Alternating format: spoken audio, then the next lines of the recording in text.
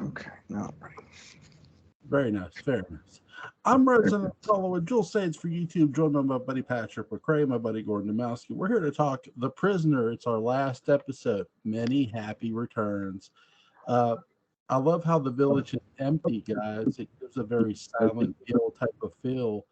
What did you guys think of this episode? It's important when you watch it. In terms of in the sequence of other episodes, this was the third episode of The Prisoner I showed my mother, and I showed her first. I showed her Arrival, and then Chimes of Big Ben because I didn't know any better, and then this. And she looked at me. She was a smart woman. She's an English professor and a lawyer, and she said, "So basically, every episode is he thinks he's gotten out." And then he hasn't. Is that pretty much it?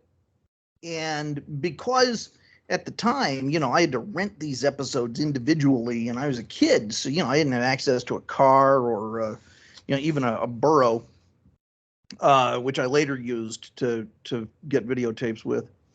I wasn't able to refute it because this and maybe A, B, and C were the only ones I had seen. And I was like, well, A, B, and C. She said, well, where's A, B, and C? I said, what's at the store? Oh. Now, if you see it with all of the other episodes kind of mixed in, especially if, you kind of sandwich it in between some of the more mission-oriented episodes where he's trying to save the village or whatever, it's a lot better.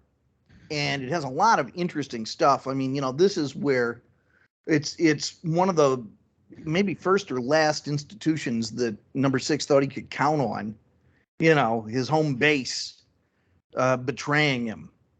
That's a deep burn. Gordon, what did you think? I'm trying to figure out how diplomatically I can say this. Let's see. I think it's well directed, but I don't think it really goes anywhere in terms of a plot. Because we've kind of seen certain bits in other episodes, and the idea that like he's eventually betrayed by his team is suggested in Chimes of Big Ben. It's kind of funny. It's like, where does this fit with Chimes of Big Ben, or does it? See, I have a theory, and this was the last episode that George Markstein served as story editor. He quit in the middle of this one, and then McGowan came along and did the 4 really strange ones. I wonder if this script had originally been intended to be like, that the village was empty for some reason, that he really was able to get off the island, get out of there, get back to his home base, and they still betray him. But instead of what happens with Number 2 coming and here's your cake, happy birthday, he's essentially told, okay, we let you go. We give you 1 day of freedom for your birthday, but you need to remember, we own you. You've lost every single source of support. You need to tell us what you know, because you're not getting out of here. Because I think it's the ending that really feels it's jarring. It doesn't really quite. It throws everything else. I mean, it's a really it's a well-made episode, but I think that ending is a little too jokey. It's not. It really feels unsatisfying. I would agree. I think a lot of video game developers owe their credit to The Prisoner, especially this episode, especially the team that made Silent Hill, because as much as I'm aware of the history of Centralia, Pennsylvania, I don't think everything was taken from Centralia, Pennsylvania at all. I think many things were taken from. And when you watch this episode and you watch the opening and you watch the overhead shot of how empty the village is and how isolated McGowan feels, that's exactly the feeling you get when you play Silent Hill. And I don't think that's by accident when you look at later the game Silent Hill, and then you come back and you look at this episode of The Prisoner. I think the people who developed Silent Hill were fans of The Prisoner. I can't confirm or deny that, but it's in my opinion. Oh, I'm sure they were. I mean, this is a genre fan staple. This show, I think this is just part of the canon. This is what, by the time you're 40, you have seen. It's like reading Hamlet or something. And so I think yeah, sure.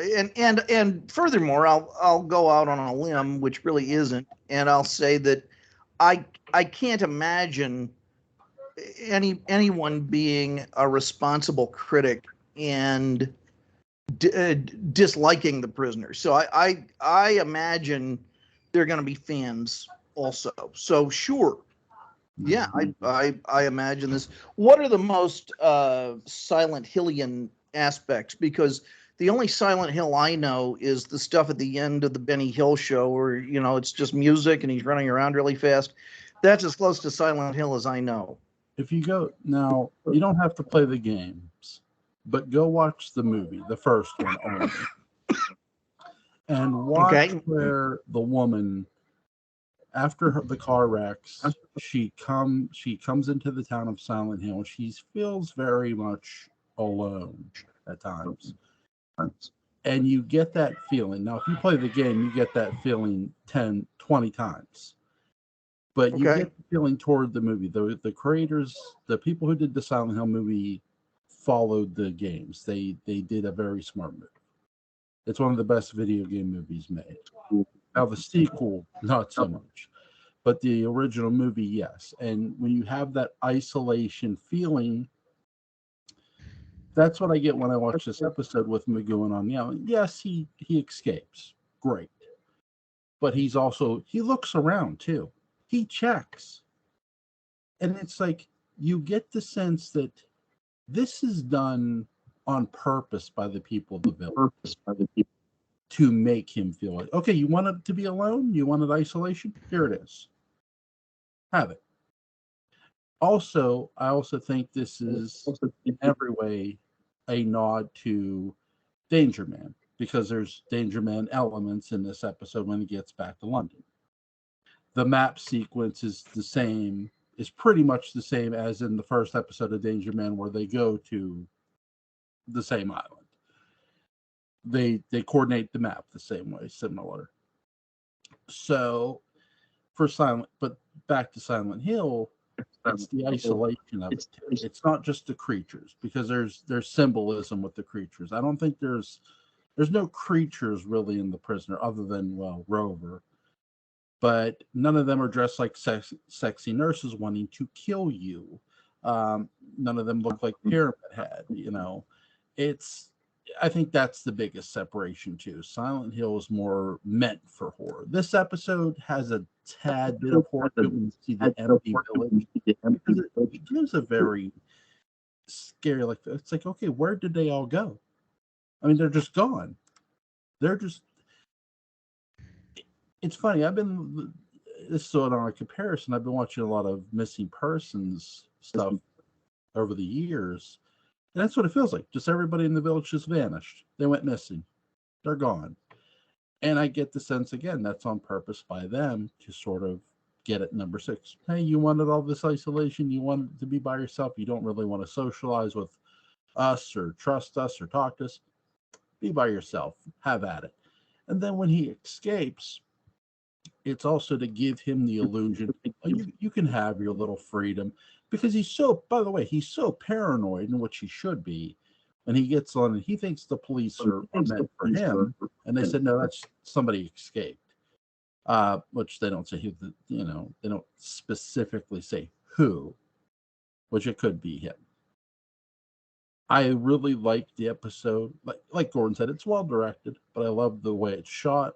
and the way it's executed. It gives a very horror-esque feel for me. Sorry, I rambled. Go ahead. No, that was good. Mm-hmm. Yeah, Gordon, yeah, sure. what's your favorite scene from this episode, Gordon? Let's see. I think my favorite scene is when at the end his head comes and the gates slam on it. I mean, all right. I mean, it's. I will give it this. It is well shot because McGowan directed it under the name of Joseph Surf.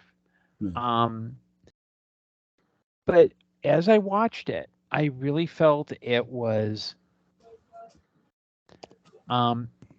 It really did. There's nothing that really stood out because it just reminded me of other episodes. There's no, and at the end where it's the number 2 comes out with the cake, and it kind of felt like, to repeat an old joke, that's an hour of my life I can't get back. Yeah. And I've watched 10 seasons of Supernatural one year, so I know how painful that can be. You poor man. Luckily, though, I found that watching lots of Dark Shadows has erased all that from my memory. So I just live with the pain. I don't live with the memory. All right. All I remember about Supernatural is that it's about 2 brothers in a car, but that's any 70s action show. Well, I mean, I like all those things. So far, you're doing a good sales pitch. Yeah, I just remember it being really yucky and just not good. I was listening to a Stargate SG-1 panel discussion with Michael Shanks and Richard Dean Anderson, and somebody asked Richard Dean Anderson, well, Michael Shanks and Amanda Tappen have been on Supernatural at the time it was still on. Was he going to be on? He's like, what is it? And they're like, don't you watch your coworkers work? He's like, no. And Michael Shanks was explaining to him what it was. And he goes, no, that's not really my cup of tea. Richard. That's a thing with genre actors that I think we forget is that, just because they get cast in something doesn't mean they have any real interest in it, or that they would be watching it, in their civilian lives. Yeah. And the fact is that, often they don't. And that's okay. I think it makes them a little, I think it makes them more sympathetic when they're baffled by fans and, all of that. What's your favorite scene from this episode, Patrick? I like the stuff where he's talking to the woman who we learn is number 2. Yeah. And she's sort of flirting with him, and we see this a very different dimension of him and his appeal. I like that. I mean, I like the stuff on the boat where he's fighting the guys, and that's good action show tension. And yeah, I would say that. This also feels very Twilight Zone-esque, this episode as well. I know there's other episodes like that feel like that, but this one does too. It would have been interesting to see what Rod Serling would have done with this show. Yeah, a little bit. Really, there's not much to discuss from Many Happy Returns. So I want to get into a little bit of 1841 with Gordon, since we've been doing 1841, Patrick. Yeah. Patrick, Gordon, what are some thoughts you have about 1841? Parallel times. Well, okay. Well, I think 1841 is, I will say it's kind of I have very ambivalent feelings about 1841 Parallel Time, not because of the quality, but because it's the end of Dark Shadows. Yeah. What's amazing is that when that they knew that they only had so long that they had to be on the air. They had the costumes from 1840 because they just hired someone who I think she passed away about a month or so ago. She did. She did. You've got a lead who's like probably can't wait to get out for a variety of reasons. You've got a cast that's like, okay, we're going to be looking for work anyway, but let's do this. And you've got writers who are like, okay, yeah, we could sleepwalk through it, but they know about that one student film based on that Shirley Jackson story, and they checked Wuthering Heights out of the library. This is like, it's perfect television, especially when you consider that they had all that they could have easily phoned it in and they didn't, and the fact that every moment there's a commitment to getting it through. And especially when you consider that the technology at the time was just, 3 cameras and a vision mixer. Like, it is top-notch television. This is not a show that's going down in flames, and they're not going down without a fight. It is very tense. You have the unique vocal stylings of Morgan Collins. I think he was shouting because, he wanted to avoid any boom mic shadows. You've got a really intriguing, when we learn what the curse is, it's really twisted, because it's like, Brutus Collins' curse was, okay, you go into this room and you have to see the 2 dead bodies or corpses or whatever. And that's what drives people nuts. And that at the end, and Patrick, you came to this conclusion long before I did, is that when you go in together, because Catherine and Bramwell go into a room together, that's what spares them the curse, because it's about love and family and community. And about doing something different and getting that outside voice, not just being caught within your own monologue. Mm-hmm.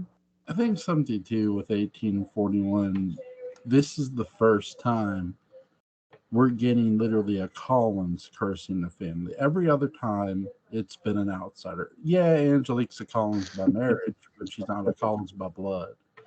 And, Magda, she's not a Collins. So she curses Quentin. We have here, and that's part of the build-up too that's really well done, where you get Dan Curtis and the writers who are winding you up like, oh, there's this curse room, and they hear the name James Forsythe. So automatically, it's not just the actors, they're letting the audience believe that it could be James Forsythe, and they're doing that on purpose, and it's well done. It's not done to piss the audience off. It's done to lure the audience in, and you appreciate it all the more once the reveal is Brutus, especially when Christopher Pennock looks at the portrait of Brutus, and that's your first real hint that something more is going on, that he says about Brutus. And it's like, well, wait, who put this curse on? So again, you're questioning it there, especially, and then the reveal of Brutus being the one is still shocking. Interesting. It's right? really, Yeah. Did you ever see Gordon, did you ever see the portrait of Brutus? Yeah, I did, and I even remember, because you'd brought it up in an earlier episode. What I'd want to know is, was that portrait custom painted? And obviously you would know this, and I don't know if you can get the documentation. I wonder if that portrait, maybe instead of being custom painted to resemble Fred, they like bought it from like a thrift store or something, and it just happened to look like him. Yeah, it could be. Knowing TV, that's a very likely scenario. Yeah. And how they do these things. Yeah, for me personally, again, I don't know. I don't think they painted it themselves. I don't think they painted it to look like Fred. It just happened. I agree with you. It just happened to be something they bought that happened to look like Fred. Again, Lewis Edmonds is, I want to be clear, Lewis Edmonds is playing Brutus Collins. But I've always found that very interesting. They clearly can see what the portrait looks like and who it looks like, that it looks like Jonathan. And I would figure that portrait was bought prior to the 1841 arc. I would like to think it was. I don't know. But if it is, my question to the writers would be, okay, I get you have Lewis Edmonds cast. Was Lewis Edmonds always meant to be Brutus, or was Jonathan? I would think it would be Louis. Yeah, I would. Yeah, I think, having two actors at the same time is a little confusing for that era of effects and chroma key. So that's my guess. Yeah. Yeah, and it also would make sense because you would want, even if you could pull off Bramwell and Brutus in the same room, Yeah. you would have, you're kind of bending probability. Yeah. You know what I mean? It'd be like if you had Roger and Edward show up in the same room. Oh, that would actually be kind of awesome. Edward would be ready to fight monsters, and Roger would fight them by crushing glasses. So it's true. Although Roger, by the time of the Leviathans, he takes out Bruno, which is a fair enough test. I mean, it's training wheels. Yeah, you know what? I think if there's a fan fiction writer out there wants to put the two of them together, start writing, we support that. I definitely do. What's your favorite? Is there a favorite scene or moment you have in 1841, Gordon? Oh, I would say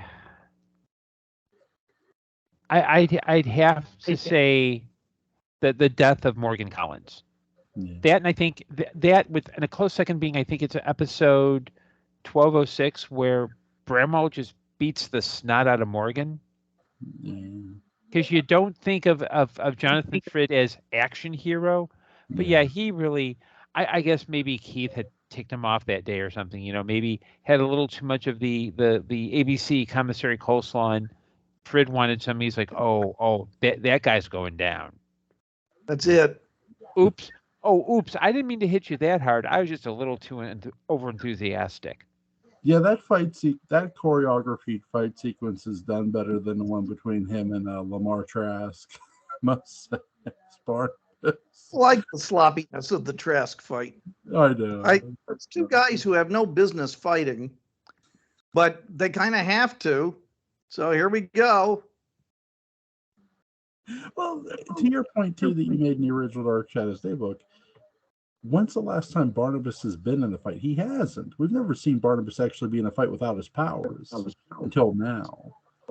The duel. I mean, a duel's a duel. It involves pistols. It's not an actual fist fight. The Lamar Trask it's a fight, and we've never seen Barnabas throw a punch but it's really interesting how that gets done. I love how Keith Prentice really did a great job of having to switch characters from Morgan to James Forsythe. I know he's probably told he's going to do that, but the fact that he does it and he does it to perfection, it makes you appreciate him as an actor all the more, because you feel sorry for James Forsythe. At the same time, you're feeling sorry for Morgan here in that episode, because here's Morgan. He went into that room. And why did he go into that room? Because he loves Catherine. He really did love her. And you're getting that sense of, okay, his soul was like lost now, unless somehow they could pull James Forsythe back in time. And you get the confrontation between him and Brutus, and it's the first appearance of Lewis Edmonds as Brutus, when you see Keith Prentice as James Forsythe calling him out as he finds his sister Sarah's body buried. And it's really, really well done. I agree. Yeah. I also, again, we've talked about this too. I love Mary Cooper's trip at McCray Collins. Really, really, really good job. It doesn't, I'm not saying it's better than Kathleen Lee Scott's, but it adds to what Catherine built. in my view. Sure. Yeah, I mean, they're very different stages of that character's life. Yeah, absolutely. What's something about 1841 that shocked you, Gordon? Ooh. I think the fact that they actually went into grisly territory with the idea that Brutus killed Forsyth and his wife and put both in the room, because that's Dark Shadows is always, when it comes to horror, it's been more about suggestion than it is than gore. Like when Barnabas bites somebody, it's usually the 2 puncture wounds, maybe a little blood. The only other time was when Barnabas is staked in 1897, where it's like they said, let's convince this. Like they could have easily been pounding a real stake in a Frid's chest for all we know. But the fact that they went with just a grisly idea, it feels very transgressive. It's not Dark Shadows went too far. It's Dark Shadows actually could do that, and they chose not to in the past. Yeah. Does it do you like the fact that they because it's not just the fact that Brutus kills his wife. We also hear from Keith Prentice's James Forsythe that he killed Sarah Collins. Now we don't ever see Sarah's death, but we know that she does die. I think that's one of the most shocking things too. Mm-hmm. So we have 3 bodies, 2 in one room and another in another place, not the same room or even the same house, but in a cottage. Mm-hmm. Yeah, and it really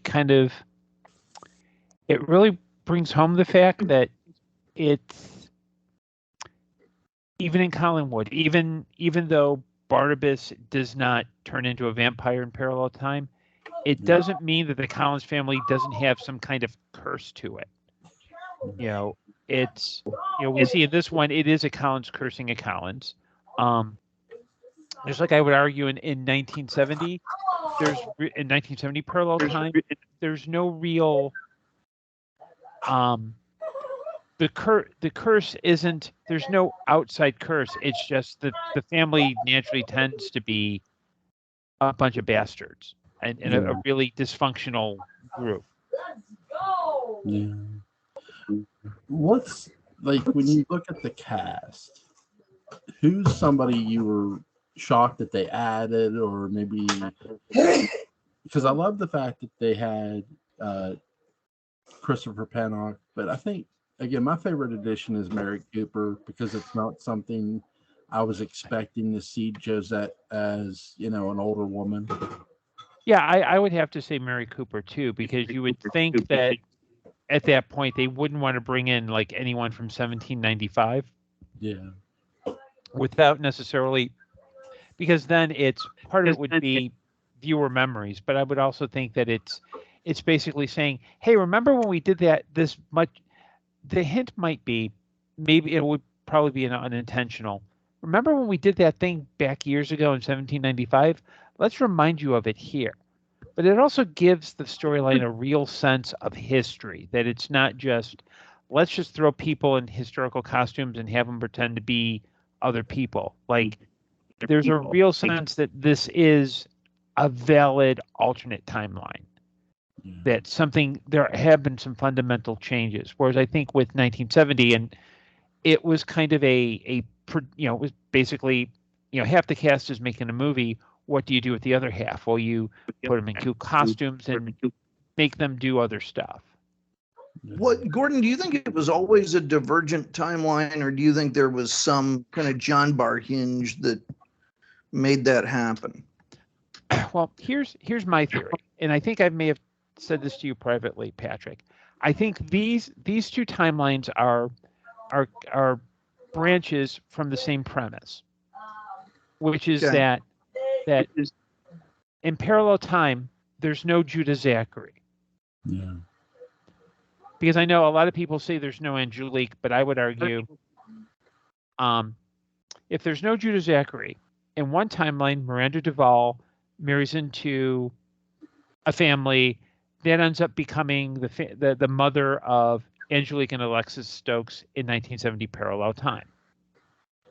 In the other timeline, Miranda Duval marries into the Harridge family.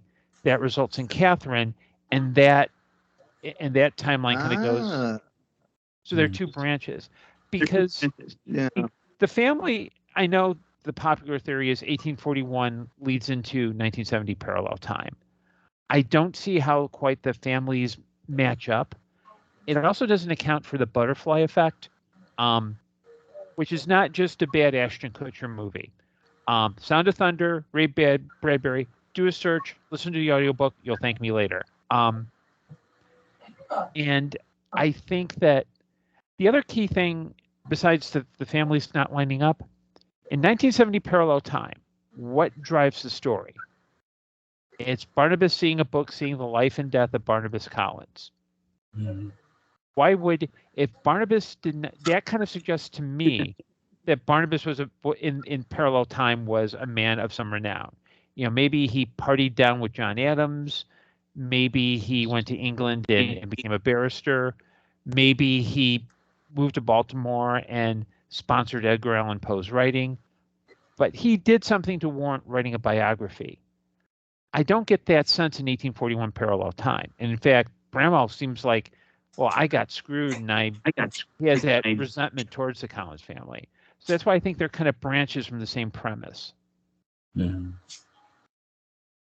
Interesting. That makes sense. I really like that too, even though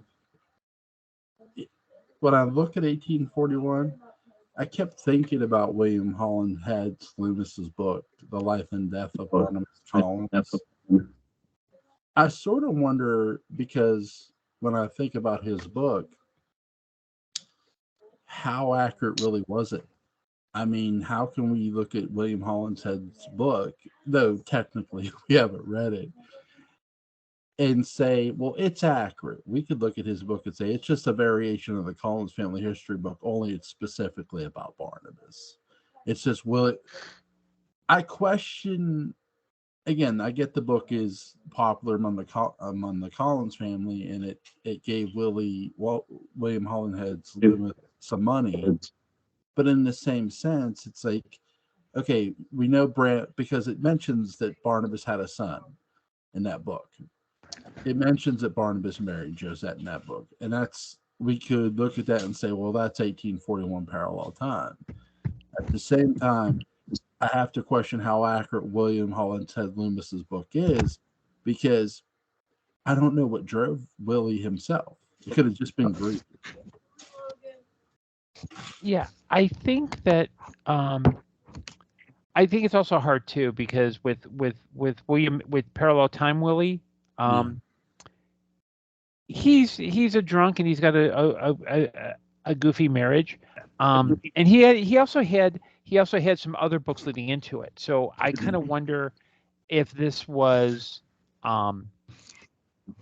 written as a way to justify his living in the old house. It's like, okay, I can't pay your rent, so here's what I'll do. You name me, you're related to that famous Barnabas guy. How about I write a book and I will pay you out of it in royalties. And I'll have to set aside some money for alcohol, but I will do that. If you had done Parallel Time, Gordon, yes, how would you have done it? If you had just gotten this, hey, we're going to do Parallel Time. I'm not going to say anything more about it. So do with it what you will. What would you will? I think what I would probably want to do is, I mean, I still might have the room into Parallel Time, but I think what I'd want to do is I'd probably want to set up a different kind of family structure for 1970 Parallel Time, so that it's not just Quentin is Quentin, Maggie is Maggie, just different circumstances. Like, have David Selby play Matthew Collins, who is the head of the house, and he's there with his eccentric uncle Silas Collins, played by Thayer David. And I'd want to explore that a little more. you still have the life and death of Barnabas Collins as the hook, but what Barnabas realizes is that this isn't just he's really out of it because he's not even he has nothing to latch on to. He has no consistency other than he looks like Quentin. And I would seriously have, when he comes in and tries to do the whole cousin from England thing, have like James Strong come in and say, "Hey, I'm the actual cousin from England. We've never heard of you." Because that's my ancestor. My ancestor died with, this is why he's famous. He's dead. You're an imposter. Yeah. Interesting. I think, too, I was watching some videos on parallel time, like in a real life sense, where a lot of the people who experienced going into an alternate reality, they just went into it. They didn't see it coming the way Barnabas did. Like how Barnabas saw the other room. None of those people saw something like that. They went to a town. One lady went to a town where she knew her grandparents' house was, where they lived, where her parents had grown up. She went to that town. The house wasn't even there, and her grandparents weren't even there. It was like really run down, and there were these violent gangs, and she just left. And then there was the one guy who he just woke up in a parallel time. He was married to a woman. Well, he knew who the woman was, so he called her, and she goes, "I don't know you. Who are you?" And he's like, "I'm your husband." She laughed at him and hung up on him. And so it's just like, it's weird how when you get into what people's actual events are in parallel time, how they just happen into it. Whereas in the show of Dark Shadows, Barnabas, and I get it's fiction, Barnabas saw the room and then he goes into parallel time.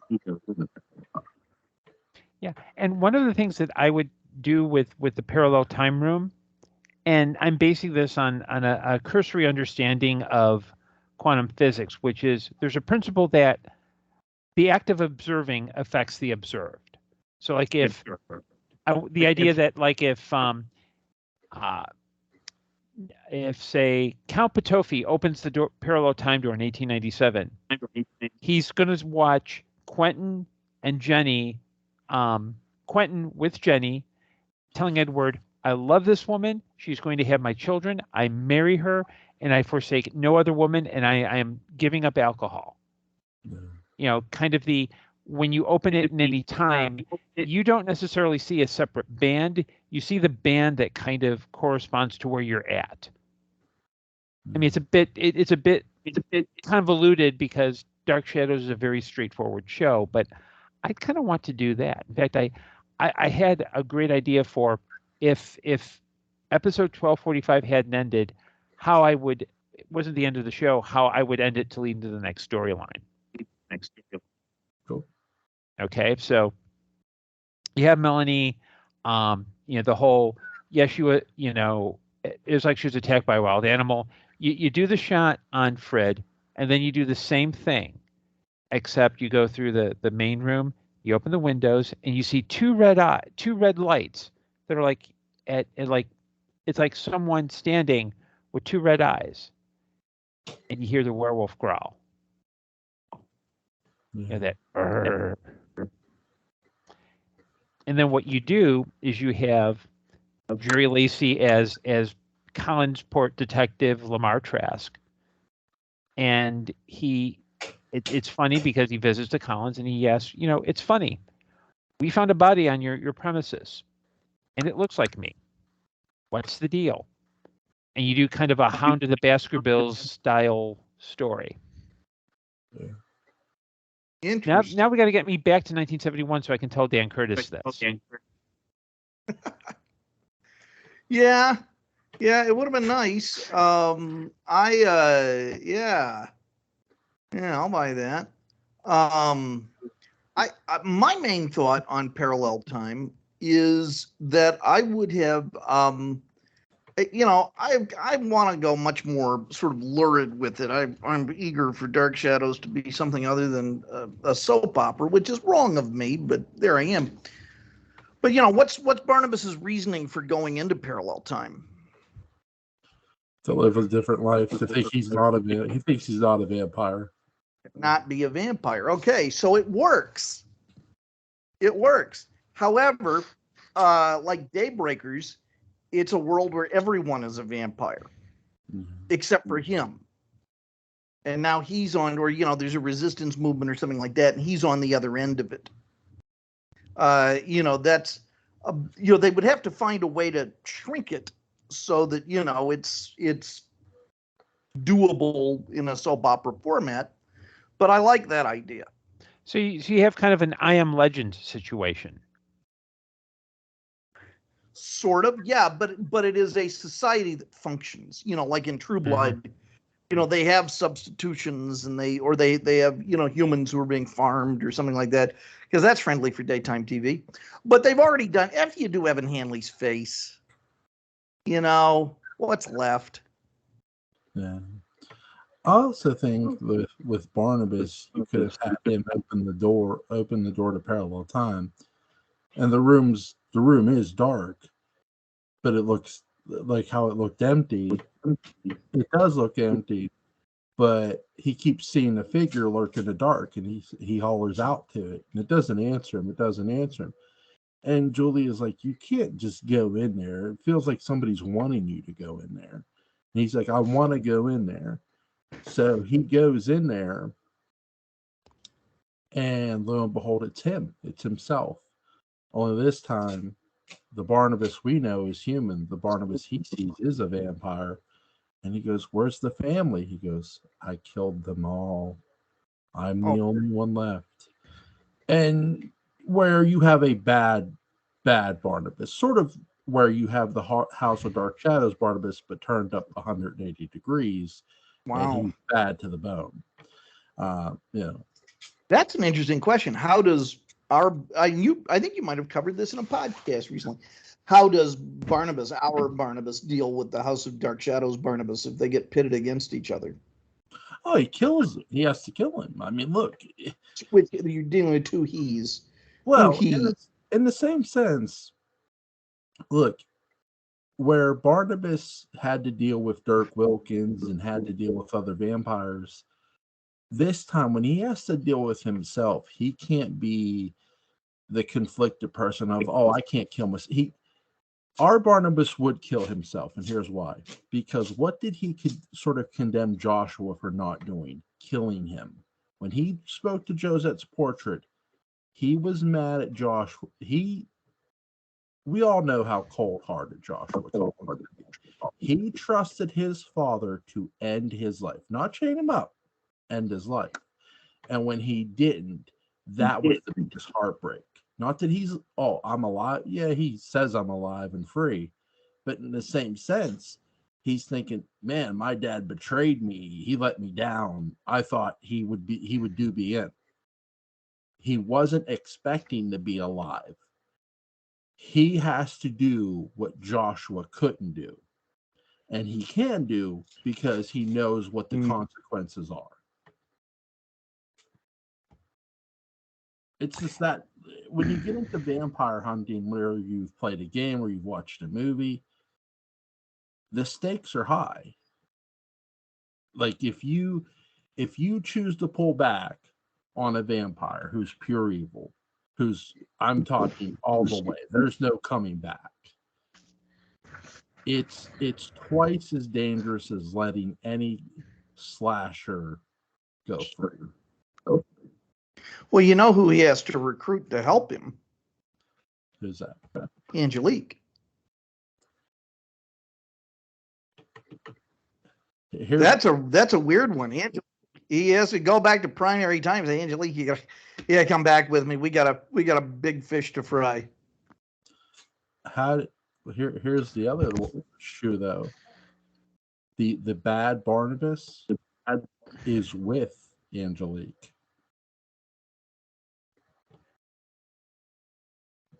Is he with the parallel time Angelique? Yes. They're on the same side.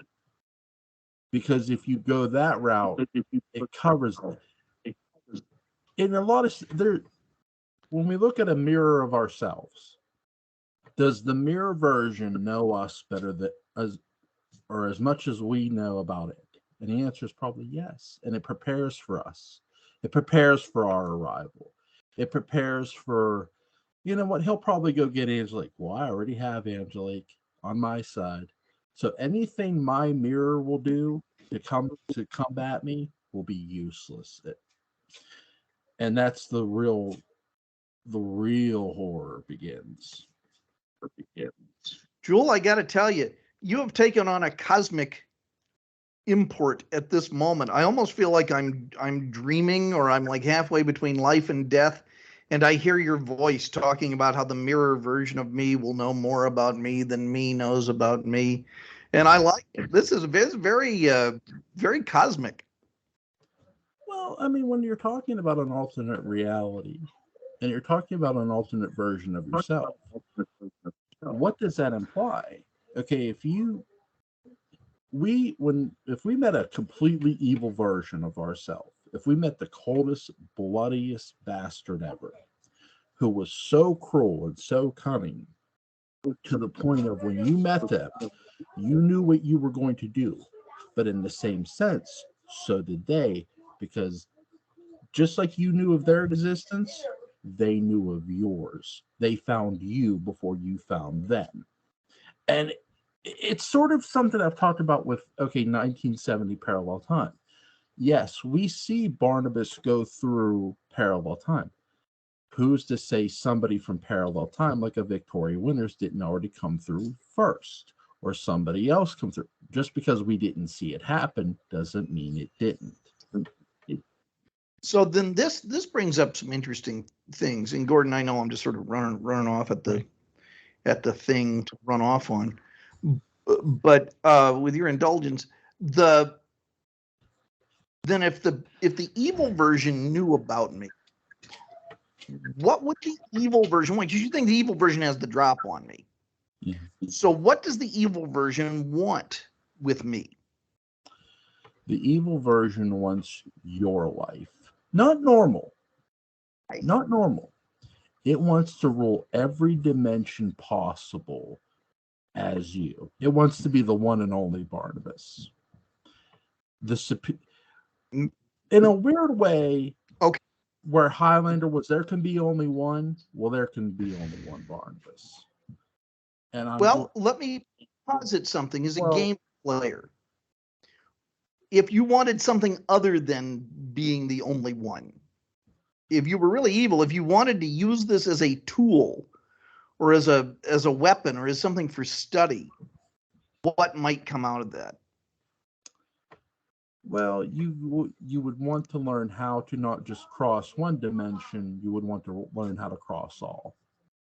That would be my biggest thing too. If you're that, maybe the evil Barnabas doesn't know how to cross every dimension, as where our good Barnabas does. And he's not going to give that information willingly. Gordon, what do you make of all of this? I picked the wrong day to stop dropping acid.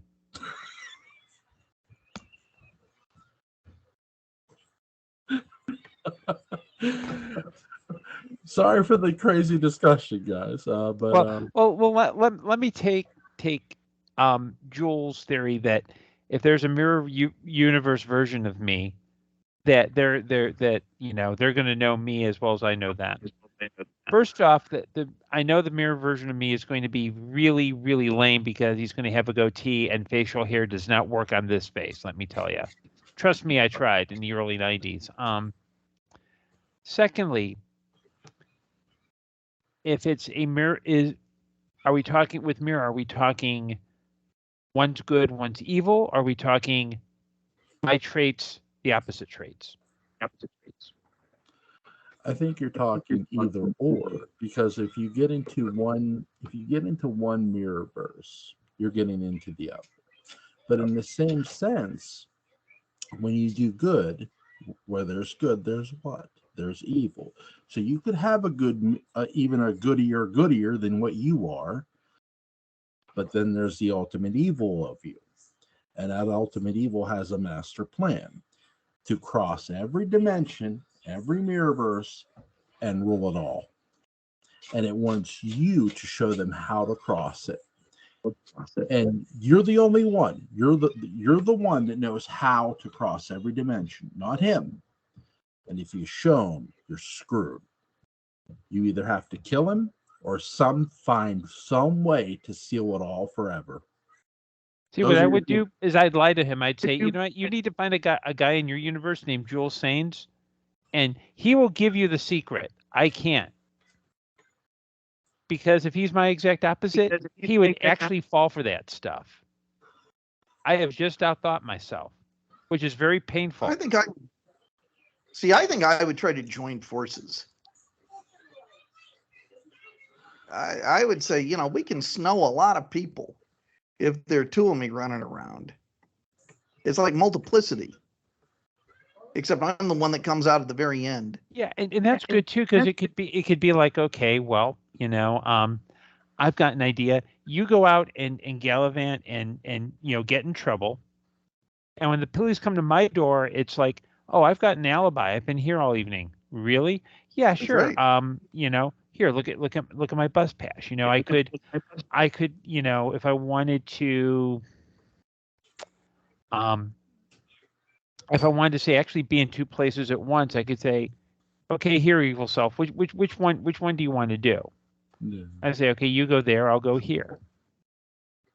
That brings me to a very interesting movie. And Jewel, I don't know if you've ever seen this movie. It is probably the smartest movie ever made. It's smarter than humans. It's really good. It's a movie called Harlem Globetrotters on Gilligan's Island. Yes. No, it's a movie called Primer. I mistake them frequently. Have you ever seen, Gordon, have you ever seen Primer? Yeah, is that the one where they're in the box, they lock themselves and it's a time machine? That's right. Yeah. Primer's a really interesting film because there you are dealing with them coexisting at the same time with better and worse versions and so on. Yeah. Where can you watch this at? Primer, I'm sure it's available on streaming somewhere. It actually, if I were to do a discussion of it, there is another film that it goes really well with, which is called Coherence, which is you want to talk about parallel universes and mirror universes, best movie of that type ever made, I think. Have you ever seen Coherence? No, I have not seen Coherence. Haven't. It's a hell of a movie. But I did find Primer on YouTube of all places. Oh. Yeah. I'll give it a watch. Give it a watch. I'm telling you, Jewel, that is, I would love to do an episode on that. Yeah. Now, you have to watch associated videos with it. You have to look up things like Primer Explained and all of that before you watch it. Trust me, it will make the viewing of it make more sense. It's the most meticulously planned movie ever, and I think it was made by engineers, playing engineers, who do not dumb down the dialogue at all. Guys, this has been a super, super fun discussion. We talked to Prisoner. We talked 1841 Parallel Time. We talked some really cool theories. I will definitely give Primer a watch. What do you guys doing tomorrow? What are we doing tomorrow? Yeah, tomorrow. Is that what you said? Yeah. I didn't realize we were doing something tomorrow. Well, we've been covering 1841 Parallel Time. We'll be doing episode 1235. Are you good for tomorrow, Patrick? Oh, okay. Yeah, I thought you were going to talk about Primer. But yes, Lord, that's... Are you good? You want to join us? You know what? Since you and Patrick have been doing it with each other, I usually watch the episode after I doing the podcast and the discussion with each other. Patrick, my apologies. Whatever. I'm hip. But no, I can bow out for tomorrow night because that way, usually I watch your commentary and then I watch the episode and I realize that Pat, whatever Patrick says is absolutely right.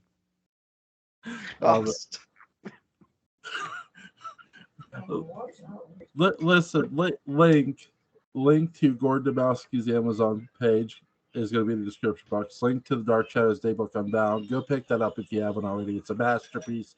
Great job on it, Patrick, obviously. Guys, it has been a lot of fun. Have a great night. Good night. Good night. Bye.